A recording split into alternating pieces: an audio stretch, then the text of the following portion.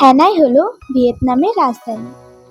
এখানকার ইতিহাস ভিয়েতনামে ঘুরতে আসা পর্যটকদের এক মনোমুগ্ধকর অভিজ্ঞতা করতে সাহায্য করেছে। নমস্কার বন্ধুরা, আমি রেদিনা রয়। কেমন আছেন আপনারা সবাই? আশা করি সবাই খুব ভালো আছেন, আর আমিও খুবই ভালো আছি। তো আপনাদের আরো একবার স্বাগত আমার ইউটিউব চ্যানেলে। তো আমি আজকে এখন রয়েছে ভিয়েতনামে, আর এটা আমার ভিয়েতনামের ফার্স্ট দিন। তো সারা রাত জার্নি করে এসে ক্লান্ত হয়ে গিয়ে আর ভিডিও করা হয়নি। তো আজকে নতুন করে শুরু করেছে ভিডিও। তো আমি আজকে যেখানে ঘুরবো আপনাদের সবাইকে নিয়ে যাবো। চলুন। হ্যানয়ে ভিয়েতনামের সবচেয়ে পুরনো বৌদ্ধ মন্দির অবস্থিত। এটি প্রায় 1500 বছর আগে নির্মিত হয়েছিল এবং এর নামের অর্থ দেশ রক্ষা। নদীর ভাঙনের কারণে এটি 1615 সালে পশ্চিম হ্রদের একটি ছোট দ্বীপে স্থানান্তরিত হয়।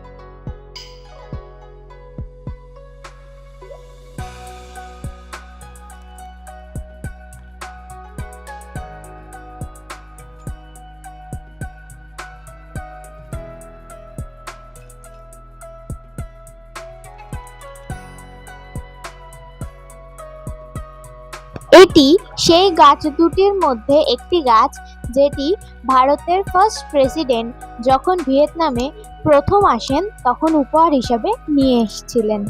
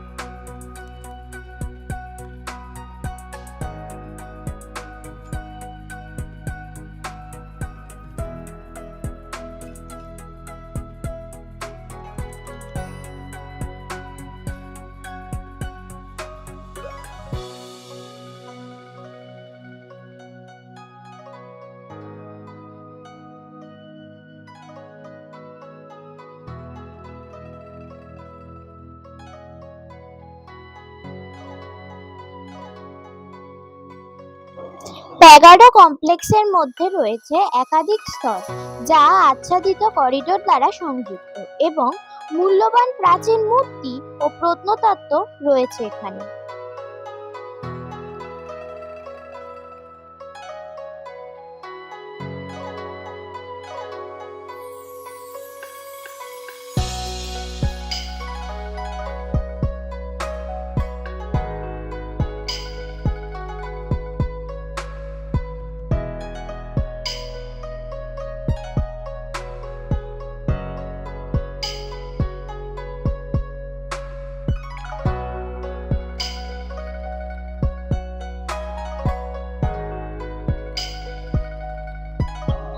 এর কেন্দ্রে একটি লম্বা সরু স্তূপ রয়েছে যা প্যাগোডার সবচেয়ে সুস্পষ্ট বৈশিষ্ট্য, যা হ্রদের চারপাশ থেকে দৃশ্যমান। স্তূপটি 11টি স্তর রয়েছে। প্যাগোডার ভিতরে রয়েছে 14টি শিলাস্তম্ভ যেখানে কবিতা এবং ঐতিহাসিক তথ্য খোদাই করা আছে।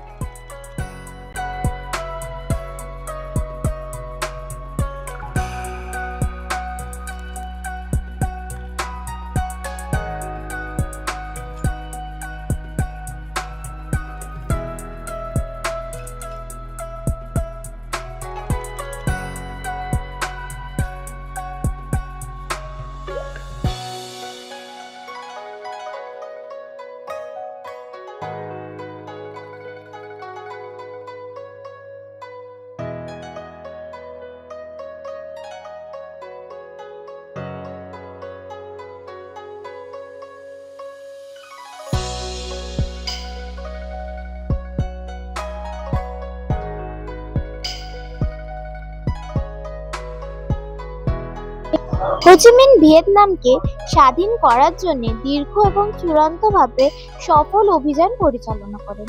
তিনি 1945 সাল থেকে 1969 সাল পর্যন্ত উত্তর ভিয়েতনামের রাষ্ট্রপতি ছিলেন এবং তিনি বিংশ শতাব্দীর সবচেয়ে প্রভাবশালী কমিউনিস্ট নেতা ছিলেন। ভিয়েতনামের একটি বৃহত্তম শহর তার নাম অনুসারে করা হয়েছিল।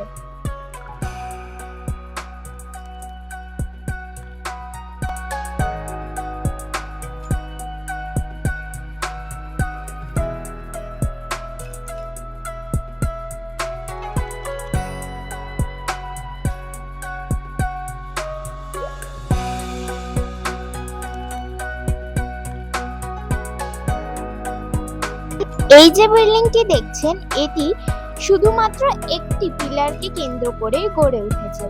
এটি সেই দুটি গাছের মধ্যে একটি গাছ যেটি ভারতের প্রথম প্রেসিডেন্ট যখন ভিয়েতনামে এসেছিলেন তখন উপহার হিসাবে নিয়ে এসেছিলেন। ভিয়েতনামের রাজধানী হ্যানয়ের প্রাণকেন্দ্রে অবস্থিত হোয়ান কিয়েমের হ্রদ। এটি ঝলমলে রত্ন যা শহরের দৃশ্যকে শোভা দেয়। মোট 11.55 হেক্টর আয়তন এই কৌশলগত অবস্থানটি স্থানীয় এবং বিশ্বব্যাপী পর্যটকদের কাছে এটিকে আকর্ষণীয় স্থান করে তোলে। ইতিহাস জুড়ে হোয়ান কিয়েম হ্রদের 5টি ভিন্ন নাম ছিল। সারা বছর ধরে এখানকার জল সবুজ থাকায় এই হ্রদটিকে ইংরেজিতে গ্রিন লেক বলা হয়।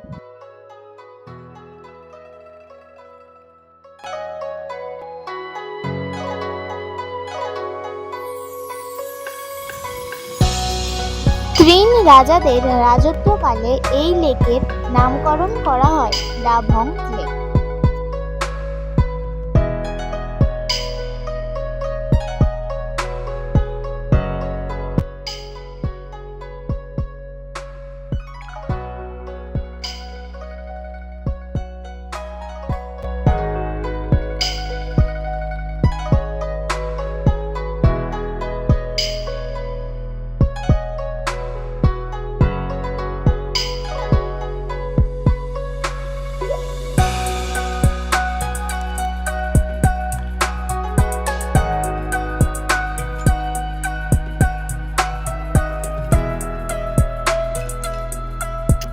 আজকের ভিডিও তাহলে এখানেই শেষ করলাম। আবার দেখা হবে নতুন একটা পর্ব নিয়ে। ধন্যবাদ।